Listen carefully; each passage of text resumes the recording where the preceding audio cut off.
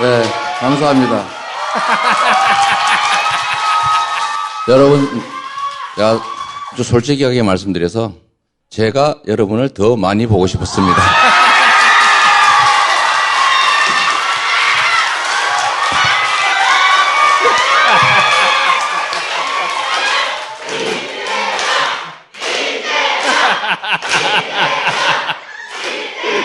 그만해! 자, 대선 이후 어떻게 지내셨어요? 정말 숨만 쉬고 지냈죠. 제가 전에 계양산에 갔었잖아요. 아파트 현관문을 열고 난 게 네 번째였습니다. 뭐라 그럴까요? 뭐 견딘다 그럴까? 그 중에 제일 사실 어려운 거는 SNS 안 하는 거. 아니. 내가 그 얘기 할 줄 알았는데 그건 오히려 좋더라고요. 사실 SNS는 안 한 것도 아닙니다. 제가 인스타그램에 쪽지가 막 하루에 막 수백 개 답장하셨구나. 답장을 처음엔 좀 하다가 도저히 많아서 못하고 몇 시간씩 그거 다 읽어보고 또 중요한 얘기는 답변 형태로 싸우지 말자 좀. 우리 사이의 차이가 아무리 큰들 상대만큼 차이가 있겠냐. 그러면은 그 사이에 집에 있으면서 뉴스 쭉 보셨을 거 아니에요? 일단 TV를 켤 수가 없었고 뉴스를 보면 그걸 보고 우리 국민들께서 느끼는 좌절감 그런 게 너무 마음 아파서 사실은 좀 거리를 두고 있었어요. 하지만 용산 이전은 아실 거 아니에요? 그건 알죠. 그건 모를 수가 없죠. 여러 가지 이유로 납득하기가 어려운데 저로서야 뭐 그런 점에 대해서 지금 말할 입장은 못 되고 뭐 그렇게라도 해가지고 결과적으로 우리 국민들의 삶이 더 나아졌다.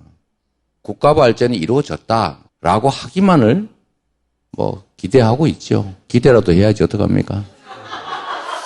너무 품격 있게 말씀하시는데.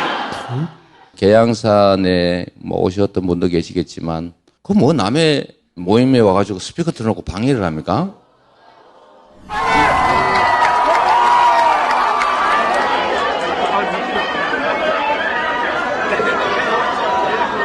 거의 품격 없는 행동들인데 그렇다고 똑같이 할 수는 없고 잘 견뎌내야지요.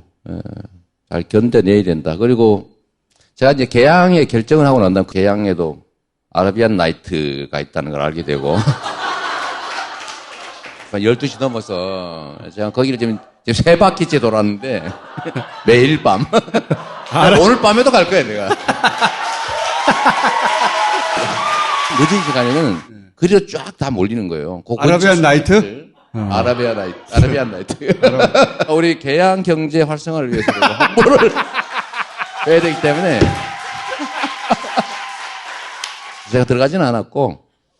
아니, 한번 들어가 보세요.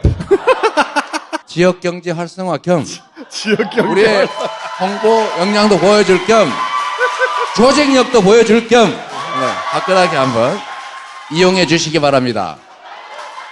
오로지 저는 계양 지역 경제 그리고 계양 테크노밸리의 성공을 위해서 열심히 하는 거지. 아니, 내가 여태로 약간 셌는데 제가 사실 그럴 때마다 제일 마음 아픈 게 있어요. 우는 분들이 너무 많으세요. 이제 좀 숨을 쉴 것 같다 이런 말씀 하시는 분도 많으시고 그래서 이제는 TV 켜봐야겠다. 그리고 눈물 흘리시는 어머니들 너무 많으셔가지고 제가 그때마다 죄진 것 같아서요. 진짜 제 잘못이잖아. 제 잘못이 제일 큽니다. 맞아요. 아, 시끄러워서 진행할 수가 없어. 그 사이에 문 대통령하고 따로 한번 보셨다면서요? 한잔 하셨다면서요? 네, 술을 한잔 하자 이런 연락이 왔는데 그게 두 번째 매출이었죠. 뭐라고 하시던가요? 그 얘기를 말씀드리긴 그렇고. 문 대통령도 그 마음을 알거든. 네. 문 대통령이 2012년에 낙선하셨고 안 해본 사람은 아무도 말할 수 없는 이야기를 아마 하셨겠죠. 공식 석상에서 했던 얘기에 몇 배도 아니고 아주 그걸 다 합친 것보다 훨씬 더 많은 시간을. 아, 문 대통령이 맞아. 긴 시간 동안 원래 말이 없는 양반인데 정말 하실 말씀이 많으시더라고요. 본인만 해줄 수 있는 이야기, 서로만 이해할 수 있는 지점이 있으니까 문 대통령이 2012년에 낙선을 했기 때문에 결과적으로 박근혜 탄핵도 있었던 것이고 본인도 더 큰 정치인이 됐거든요. 되돌아보면 그래요. 이재명의 낙선도 아마 어떤 역사로 되돌아올 거거든요. 이제 저쪽에서는 그걸 가장 두려워하죠. 그래서 초장부터 어떻게든 죽이려고 하는 거예요. 그러다 보니까 압수수색하고 뭐 법카 사건, 국고손실죄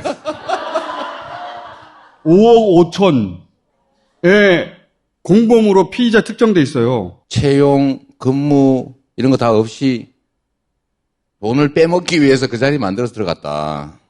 그런 논리죠. 그런 논리죠. 국민의힘이 고발한 내용이 그거예요. 배모 사무관이 있는데 5억 5천에 국고손실죄 막 어마어마하잖아.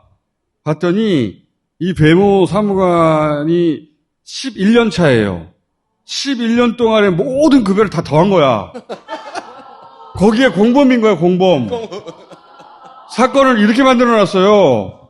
또 성남 FC 구단 이거 진짜 골 때리는 거거든? 너무나 기가 막혔어. 3년 7개월 동안 탈탈 턴 결과 무혐의였는데 다시 또 털고 있습니다. 다시 또 압수수색을 한 거예요. 제3자 뇌물수수. 그렇지. 라고 근거의 내용이 뭐냐면 성남시의 권한을 행사하면서 그 권한을 이용해가지고 제3자 누군가에게 이익을 줬다 이건데 성남FC는 제3자가 아니고 성남시 산하기관이에요.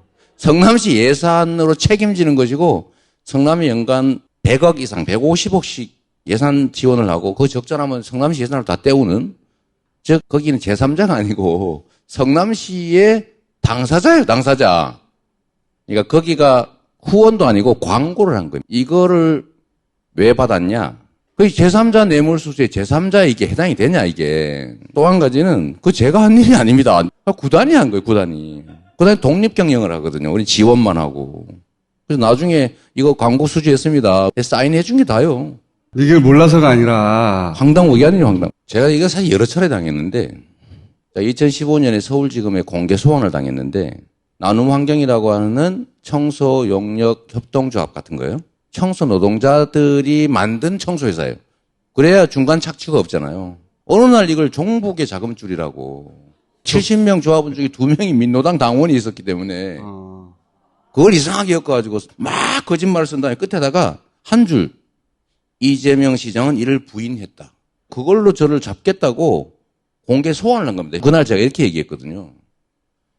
이 회사가 김문수가 사회적 기업으로 인정해주고 이명박 박근혜 정부에서 연간 8천만 원을 현금 지원해 줬습니다. 나는 일거리를 줬는데 종북이라 그러면 현금 지원한 거는 고정간첩이네.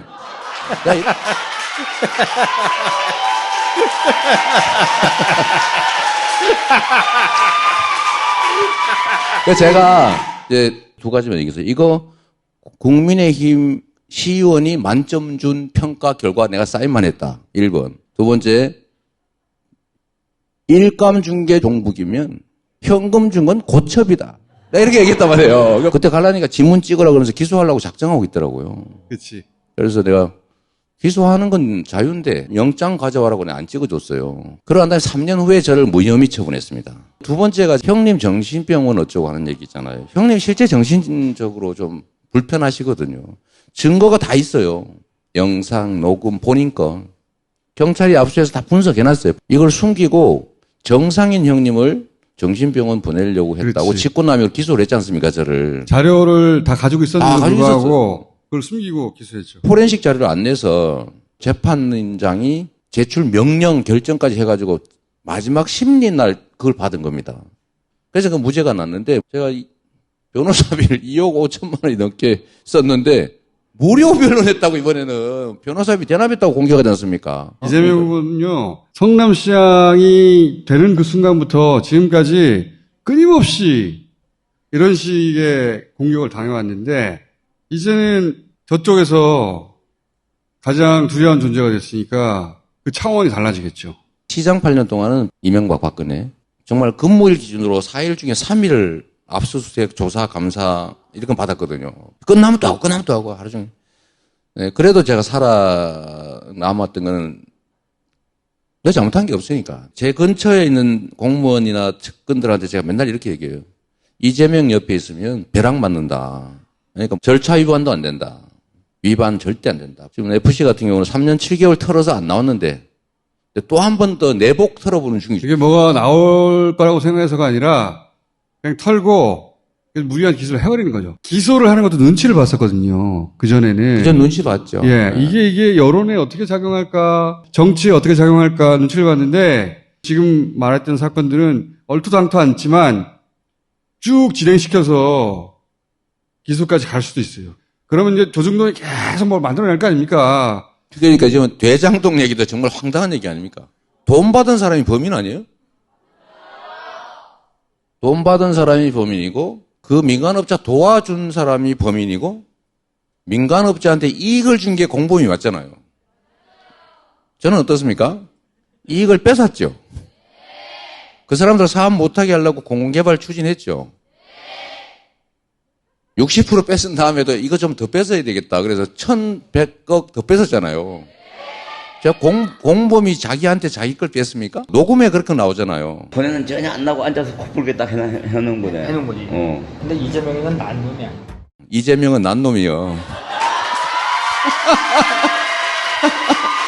다스베이다 나오실 때마다 이렇게 말을 혼자 하게 내버려 두질 않았는데 그동안 이거 못했으니까 내가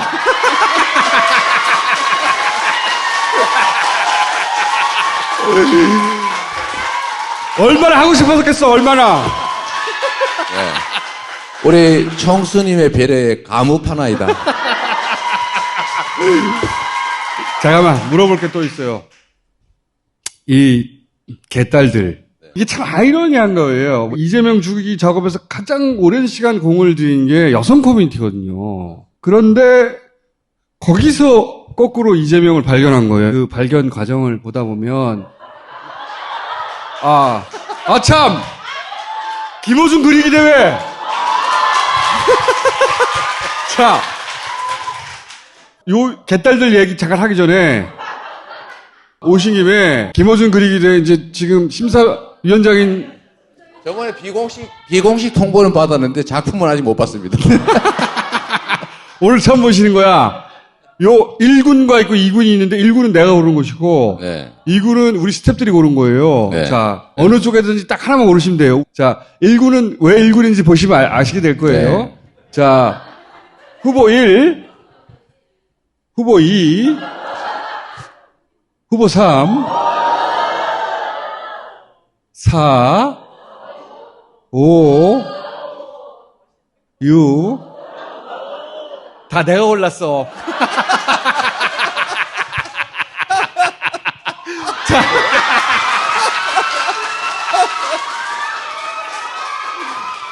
여기서부터 2군이야.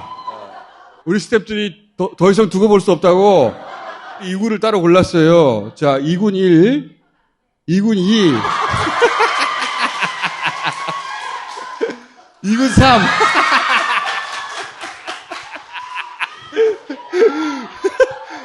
2군 4, 자, 2군 5, 2군 6,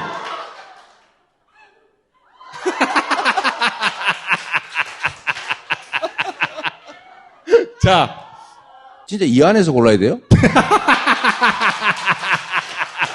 제일 먼저 나온 게 제일. 그래도 약간의 기품은 있는 것 같아요. 약간의 기쁨이. 자, 그럼 이재명 픽 요걸로, 네. 심사위원장 대상.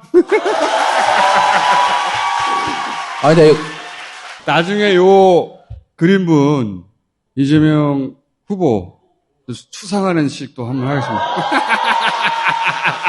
이게 제가 2006년 블로그 필이에요. 블로그 있어, 블로그. 왜 이랬어요?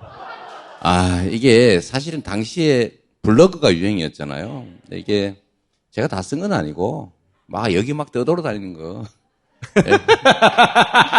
아니, 이게 너무 오그라드는 거 아닙니까? 그럼? 이 정도 되면 불법이라고 보거든, 나는. 응? 근데, 아까 이야기 이어서 하자면, 개딸들이, 여성들이 이걸 먼저 발견한 거거든요. 이게 사실 저는 있는지도 몰랐어요. 그때 폐지한 줄 알았습니다. 왜냐하면 이게 너무 낯간지럽. 너무 심하다 이래가지고 그때 아마 이거 안 하고. 근데 저 있는지 몰랐어요. 예, 잠깐 그때 이재명 딱 있는데 뭐 이게 오지마 사랑해버릴 것 같아. 약간 땀납니다. 근데 이거를 그 2030 여성들이 발견하고 괴물 아닌데? 이게 출발이에요. 그런 것 같습니다. 이렇게 전환이 만들기 전까지는 통계적으로 남성 지지율의 여성 지지율이 절반 또는 3분의 2를 넘지 못하고 있었어요. 괴물로 만들어놨거든요. 오랫동안 이재명 쳐다도 보지 마. 그거는 아예 고려 대상이 안 돼. 근데 거기서 폭발했다는 게 작용 반작용 질적 전환을 이뤄낸 거죠.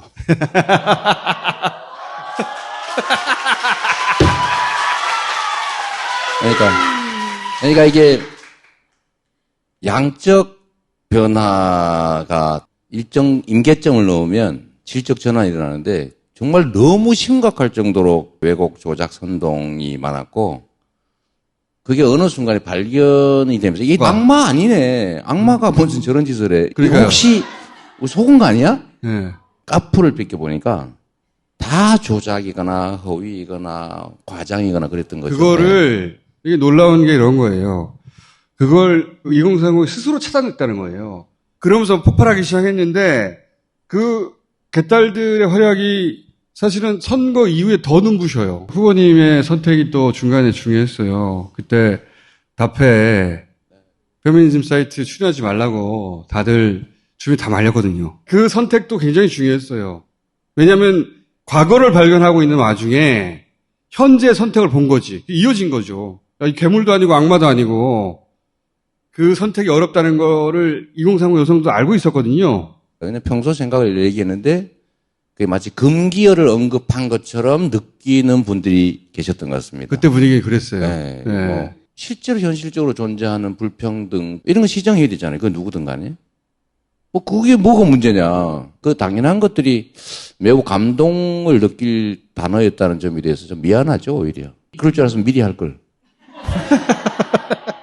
왜냐하면은 그때는 그런 단어를 거론하지 말라고 그랬거든요. 표에 도움이 안 된다고 모두들. 그때는 굉장히 어려운 선택이었고 용감한 선택이었어요. 정말 많이 말렸어요. 이번에 이제 출마하는 거 비슷하게 많이 말렸어요. 저는 박수 쳤습니다. 네. 다스베이다의 기록으로 남아 있습니다. 자.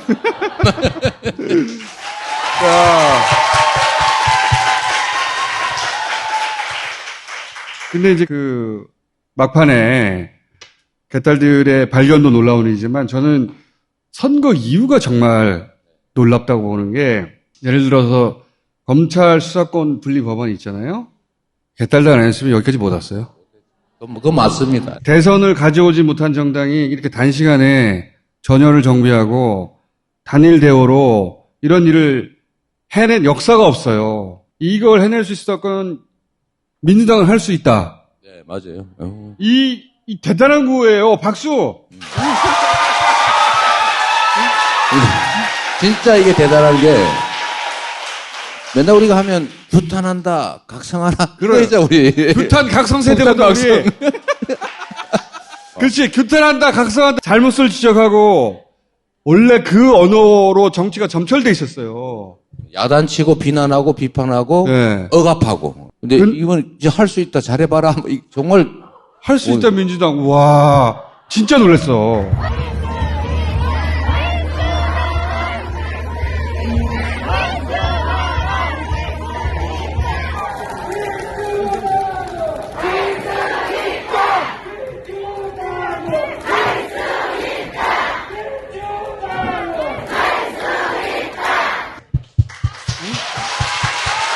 정말 대단한 일이었어요.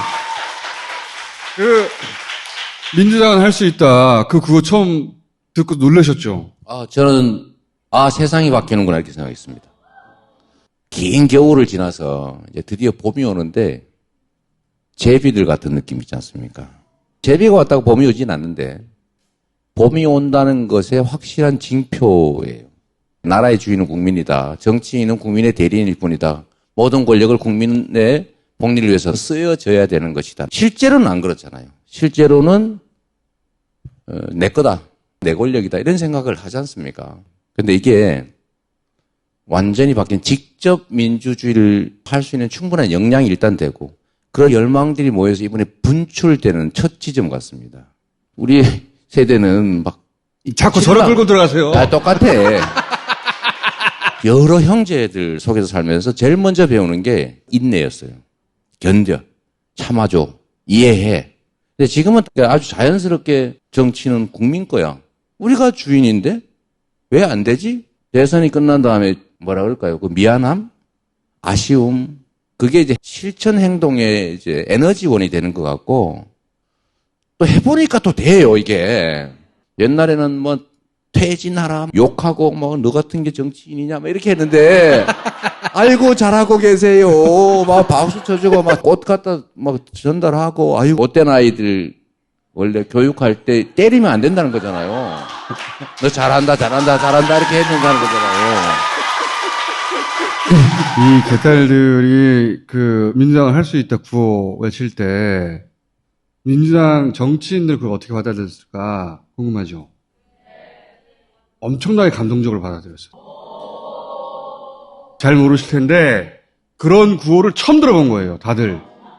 정치인에 대한 칭찬구를 처음 들어본 거예요. 맨날 야단만 먹다가 대선에 전대 와가지고 민주당을 할 수 있다 엄청난 힘을 받았어요. 충격적이고 감동적으로 받아들였어요. 막 울었다는 사람도 있어요. 저도 그 얘기 많이 들었습니다. 네. 옛날에는 정말로 맨날 욕만 얻으면 가시 박힌 폭탄만 날라왔는데 꽃송이가 막 날라오는 거예요. 그렇잖아. 아, 의원님 사랑해요. 막 이러고 저쪽으로 싹 가려다 이쪽으로 살짝 온 거 막 이거 요만큼 온 걸 가지고 막 칭찬하니까 저쪽으로 가려던 마음이 이쪽으로 싹 옮기는 거예요. 진짜로. 응. 일로 가려고 하다가 칭찬받으니까 이쪽인가? 맞습니다. 예. 저는 위대한 새로운 정치 문화가 만들어지고 있다. 저도 그렇게 생각합니다. 저는 그렇게 생각합니다. 대단한 일을 해내고 있어요. 개딸들 스스로 박수.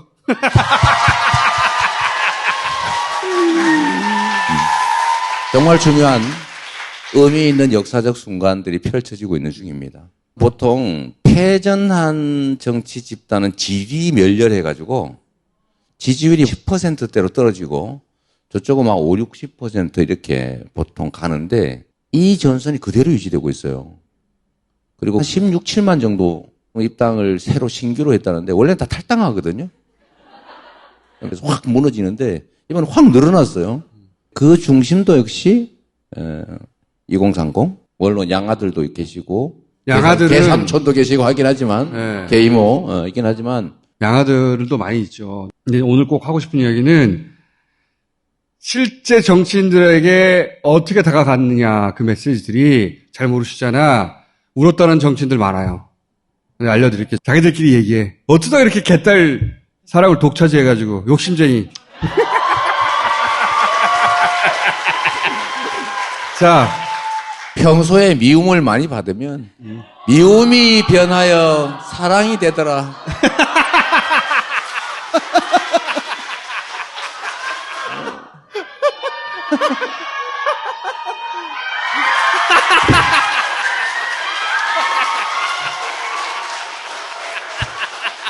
그만해! 제발 그만하라고! 아니, 그만해, 이제! 청신이한테 마지막 일격을 가해야지. 미움이 변하여 사랑이 되듯이 그 노래 몰라요. 들어본 것 같긴 해요. 네. 미움이 변하여 사랑이 되듯이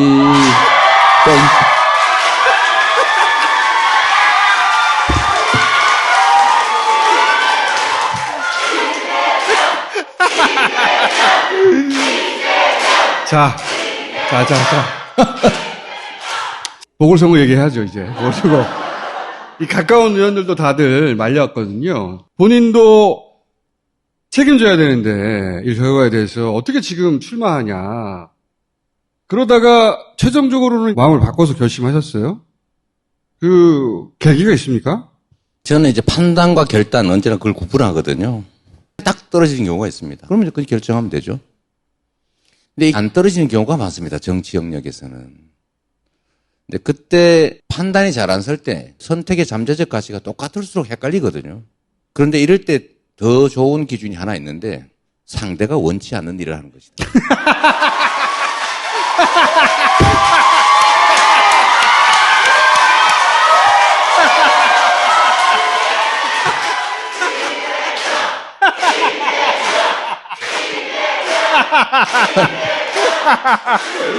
아니, 만약 지방선거가 매우 녹록하고 당의 상황이 좋으면 가만히 있어도 되죠. 예. 근데 지방선거가 매우 어렵지 않습니까? 허니문 선거인데. 이럴 때 제가 출마하는 게 실제 선거에는 도움이 됩니다. 근데 저 개인적으로 보면 대선 후보급이 무슨 그 보궐선거 쫓아다니면서 사소한 거 챙기려고 그러냐. 이게 제일 큰 손실이에요. 그래서 우리 가까운 사람들은 다 말렸죠. 가지 마라 그거. 사실은 말씀드린 것처럼 너무 가슴 아프잖아요. 이 어려움에 처한 게 다 저 때문인데 뭐 누가 뭐라 한들 아무리 위로한들 저의 부족함이 제일 큰 원인이 맞습니다. 이 나쁜 지형, 언론 환경 이런 것도 우리가 넘어야 될 벽이지 그들을 탓할 게 아니에요. 높은 장벽을 원망해서는 안 돼요. 그냥 그건 장벽일 뿐입니다. 못 넘은 건 우리의 책임인 것이고 결국 그것조차도 넘을 수 있을 만큼 준비하고 충분해야 되는 거죠. 그 점에서 제가 매우 부족한 게 분명하고 그것 때문에 당이 어려워졌고 후보들도 진짜 어려워졌고 그들에게 도움이 되는 길을 찾아야 된다. 그러니까 저울이 평형을 이루어가지고 움직이지 않는 거예요. 그런데 어느 순간에 내가 딱 그걸 발견한 거예요. 못 나오게 하려고 난리더라고. 못 나오게 하려고.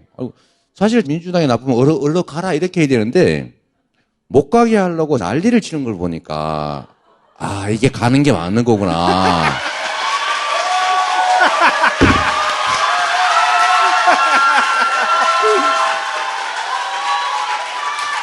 호치민 그분이 한 얘기 중에 하나가 이기려면 이길 수 있는 때에 우리가 이길 수 있는 장소에서 우리가 이길 수 있는 방법으로 싸워야 한다. 이수진 장군하고 비슷해요.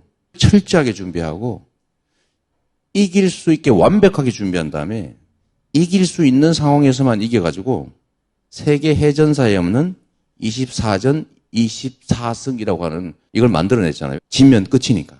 저도 사실은 언제나 그렇게 생각하죠. 어떤 선택이 나은지를 막 고민하기보다는 선택한 다음에 정말 총력을 다해서 좋은 결과를 만들면 잘하는 선택이 되겠죠. 결국 그런 거 아니겠습니까? 그거는 저 같은 정치 세기를 만들어 가야 되는 사람 입장에서는 언제나 감당해야 되는 숙명 같은 거다. 만들어진 큰 길로 가는 게 저한테 무슨 의미가 있겠습니까? 당도 요청하고 저도 결정했고 또 그 결정에 상대방도 도움을 주셨으니까 누가 더 충성스럽고 누가 더 충직하고 누가 더 역량 있게 국민의 삶을 바꿀지를 한번 내기해보자. 이렇게 생각합니다.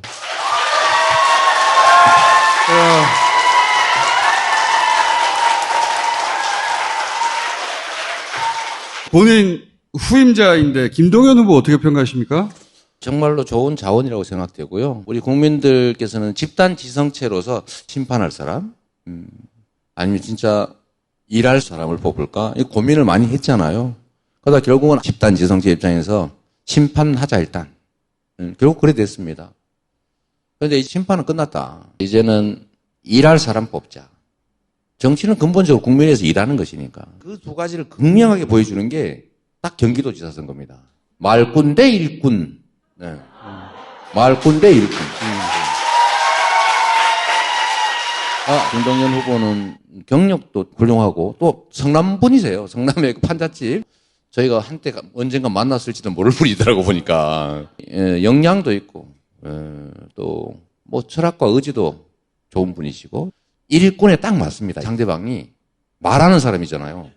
그리고 경기도의 이재명 4년을 지워버리겠다 이렇게 얘기하지 않습니까? 그런 것들이 오히려 구도에 딱 맞다. 그래서 매우 다행스럽다 이런 생각이 들고 경기도는 반드시 이겨야 된다. 네. 경기도에서 이기는 방법은 투표장에 가기만 하면 됩니다. 78%가 대선에 투표했지만 지방선거는 55%를 넘기기 어렵거든요. 그러니까 여러분들이 함께 해주면 이길 수 있는, 근데 거기에 딱 맞는 후보인 것 같아요. 다행이죠. 네. 서울이 이제 숙제잖아요. 서울은 대선에서도 5%를 진 데다가 또 현역 프리미엄도 있지 않습니까? 제가 희망을 하나 갖는 건 이런 게 있죠. 한명숙 총리가 네. 오세훈 후보하고 선거를 했었죠. 그때 여론조사에서 제 기억으로는 17%인가 뭐 진다고 나왔죠. 15에서 한 20% 진다고. 네. 근데 투표를 개봉을 해보니까 0.1%가 1%가 안 됐죠. 사람들이 전부 다 막 땅을 치고 한탄을 한 거예요. 나 같이 투표했어야 되는데. 진다고 보고 안 가버린 거예요. 여론조사로 우리 막 이렇게 막 해버리면 좌절을 해가지고 안 가는 경우가 있어요. 그래서 여론조사를 뭐 만드신다며요. 만듭니다. 뉴스 다 보셨구만. 네. 그러니까 객관적으로 정확한 자료를 줘야 정확한 판단이 가능한데 여론조사들 가지고 기를 죽이는 경향이 없지 않아요. 두 번째 사례 또 있습니다. 전에 정세균 후보하고 오세훈 후보가 국회 선거를 치렀잖아요. 종로에서. 종로. 근데 그때 여론조사상으로 오세훈 후보가 한 20% 가까이 앞섰을 거예요. 그리고 오세훈 후보는 100% 이기는 걸로 나오니까 다른 데는 막 지원 유세 다니고 그랬잖아요. 결과는 반대. 여론조사 정반대로 나왔죠, 결과는. 그러니까 18%를 저쪽이 앞섰는데 개표를 해보니까 저쪽이 앞선 걸로. 후보는 이번에는 후보님 포지션이 오세훈 포지션이에요. 아, 그래, 맞아요. 그러니까. 제가 그렇게 되면 안 되기 때문에 제가 출마 선언한 그날부터 밤 12시, 1시까지 막 온 동네를 아라비안 나이트. 네?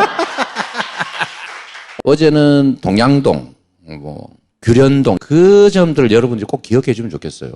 여론조사 이거 중요하지 않습니다. 지방선거에서는 특히 안 중요해요. 지나고 나면, 내가 찍었으면 이기는 건데, 이렇게 될 가능성이 매우 많습니다. 우리 후보도 아주 잘 골라서 이 점을 우리 총수께서 잘 설파를 해 주시면. 다 하셔놓고.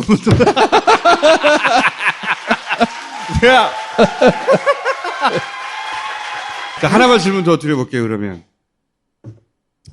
질문 전에 제가 인천 얘기 잠깐 하면 안 될까요? 경기도를 이기면 저는 승리라고 봐요. 인구로도 1,400만, 4분의 1 넘었거든요. 거기에 시장 군수들이 31명이나 됩니다. 근데 거기에 더해서 저는 인천이 박빙 열세이긴 한데 여기를 어떻게든지 힘을 모아서 이긴다면 대승이 된다. 그리고 만약 인천을 이기는 상황을 만들어낼 수 있다면 충청도 해볼 만하게 된다.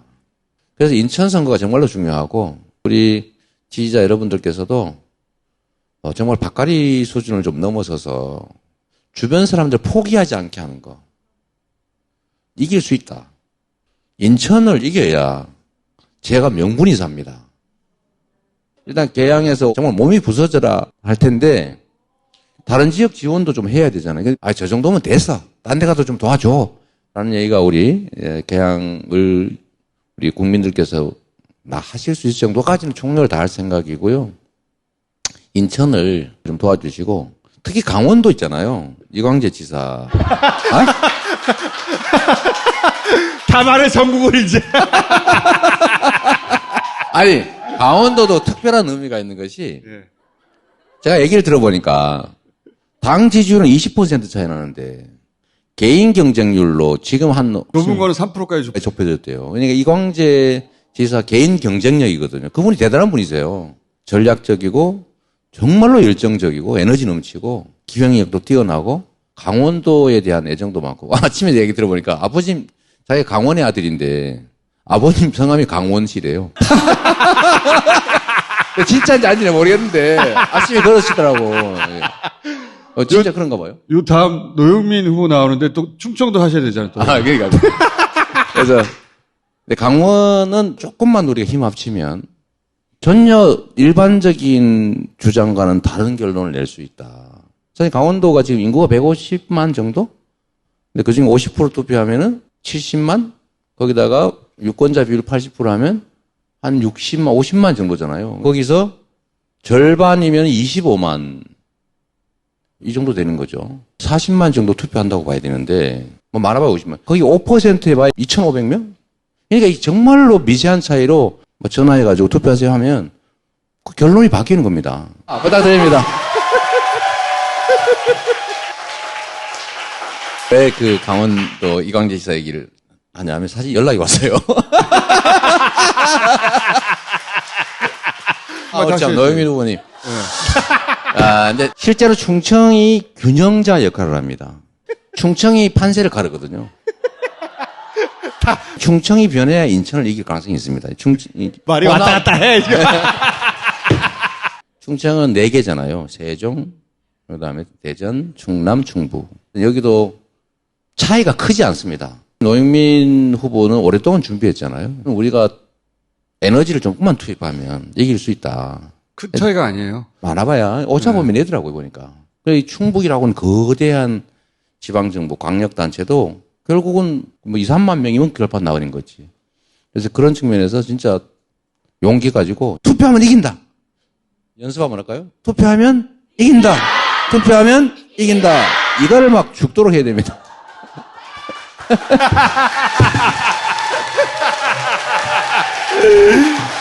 자, 그 선거 직전에 상황 봐가지고 호혜 만들면 한 번 더 나오시고 그때 급하게. 그럴게요. 우리 총수님께서 진짜 우리 민주개혁 진영에 큰 일을 하고 계시잖아요.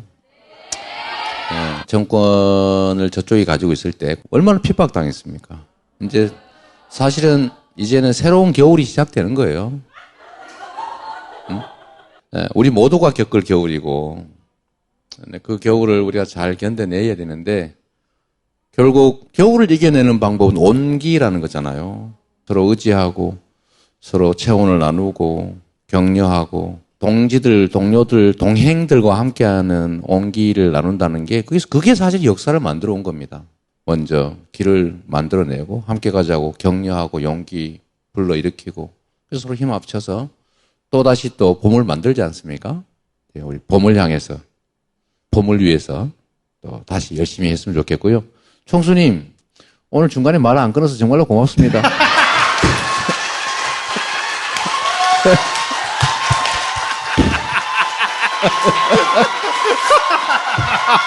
나 끊을까 하다가 아우 얼마나 하고 싶었을까.